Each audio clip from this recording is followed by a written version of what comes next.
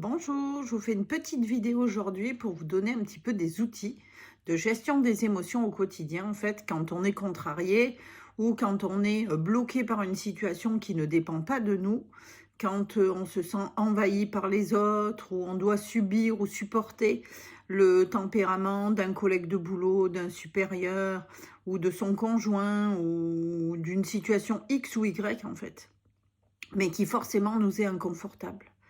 Donc déjà, la première chose, c'est de se dire que la manière dont on perçoit la situation détermine la manière dont nous nous sentons.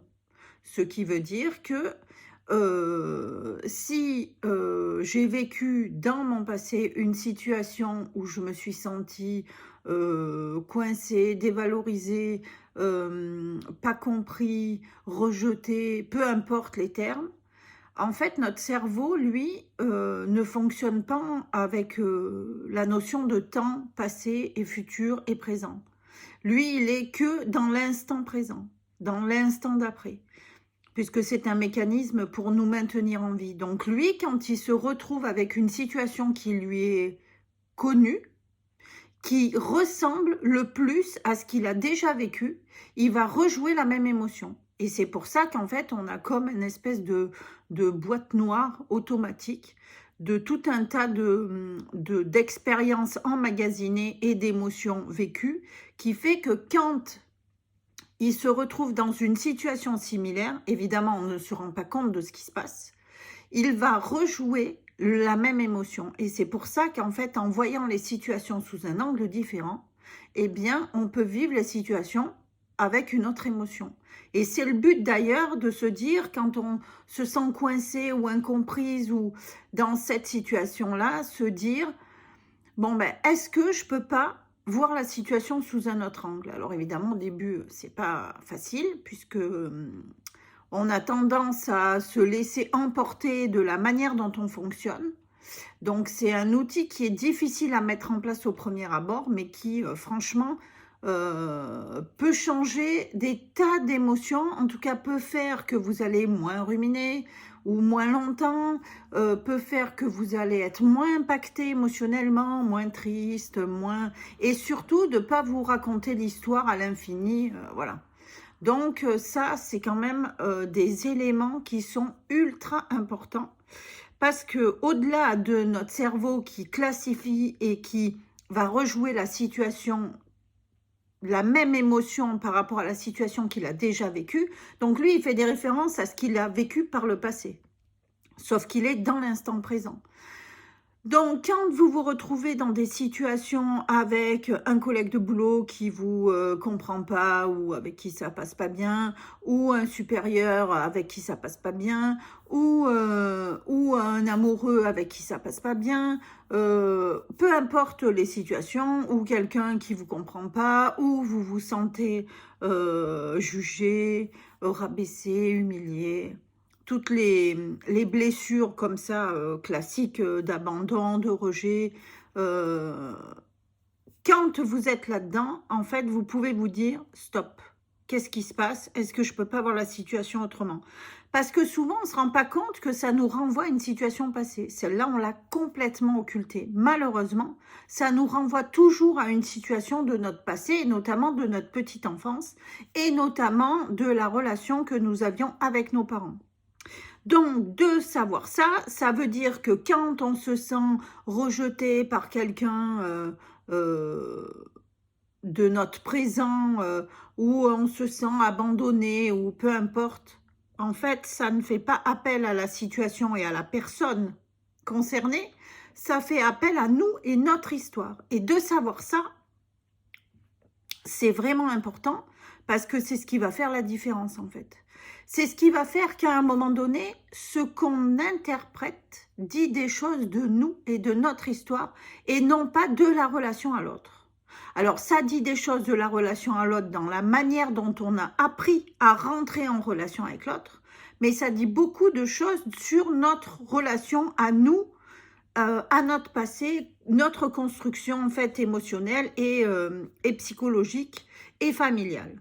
Donc ça c'est le b.a.-ba. Donc quand vous vous retrouvez dans des situations où vous vivez mal les choses, c'est-à-dire un chef qui va être autoritaire et pas très communicant, et vous vous sentez en situation de rejet, voilà, ou de rabaissement ou d'humiliation, peu importe. Quand vous êtes avec un conjoint qui ne discute pas beaucoup, qui donne pas, qui est très perso, qui est tourné sur lui, au lieu de vous sentir abandonné, et ça fait appel à vraiment des grosses blessures, hein, la solution, c'est d'aller travailler son histoire. Parce qu'il n'y a que comme ça où vous allez vous ancrer, vous allez séparer le passé du présent, et on va chercher en fait la manière dont vous vous êtes construite, et donc les manques, les vides qui peuvent laisser les déséquilibres en fait, puisque quand on est élevé par nos parents, et nos parents sont par définition pas parfaits, et donc on va se retrouver des fois avec des petits programmes un peu défaillants qui se mettent en jeu à l'âge adulte, parce qu'on rentre en relation avec des tas de personnes en fait, tout le temps. On est des êtres d'émotion et on ne peut pas être seul tout le temps, donc on rentre en interaction avec les gens. Et là, il se joue quelque chose de notre enfance et de notre histoire familiale. Et donc, dans un deuxième temps, je voulais y venir aussi, à notre construction familiale, où le noyau famille n'est pas constitué que du père, de la mère et des frères et de la fratrie. Ça inclut toute une lignée, c'est-à-dire c'est les parents de nos parents, les parents de nos grands-parents, etc.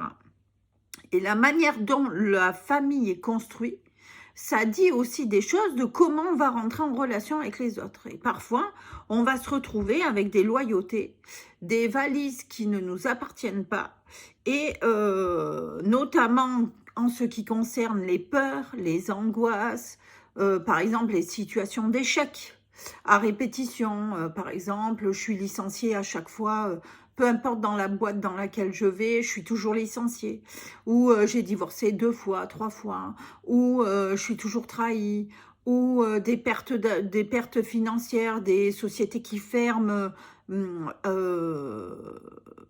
enfin plusieurs sociétés qui font faillite au cours d'une vie. Comme ça, il me vient l'impossibilité d'avoir des enfants. Tout un tas de situations ont leur origine dans votre histoire familiale. Même la maladie. Il y a des maladies qui disent des choses de ce qui s'est passé dans l'histoire familiale. Alors, il y a les maladies psychosomatiques, c'est-à-dire que l'angoisse est tellement compliquée à gérer que pour maintenir l'équilibre psychique, en fait, elle vient se poser sur un organe. Donc, ça peut être de l'eczéma, il y a tout un tas de maladies psychosomatiques.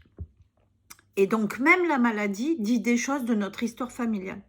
Donc, en fait, il ne faut pas rejeter notre vécu, peu importe si notre histoire familiale est complexe et que le noyau familial est déstructuré ou avec des parents défaillants.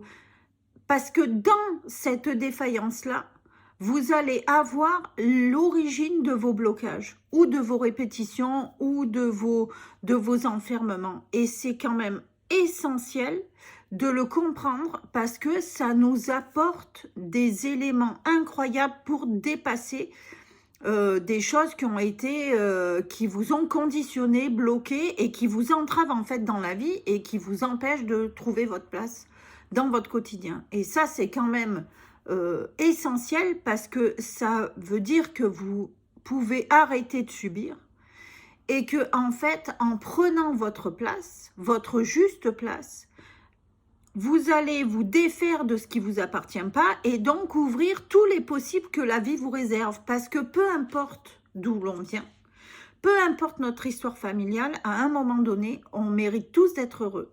Et que l'accès au bonheur est entravé par des loyautés ou des choses dans la famille qui ne sont pas dites et qui nous limitent en fait.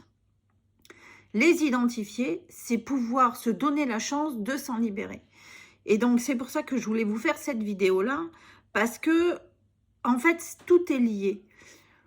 Que ce soit la manière dont gérer nos émotions, que ce soit nos situations professionnelles, personnelles, comment on rentre en relation avec les autres, en fait, tout ça a un lien.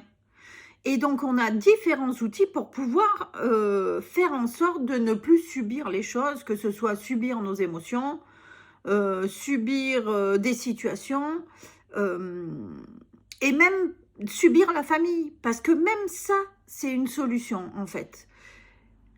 Donc, c'est vrai que moi, je vous encouragerai toujours à vous dire, toujours cette phrase-là, qu'est-ce qui joue, à quoi ça me renvoie.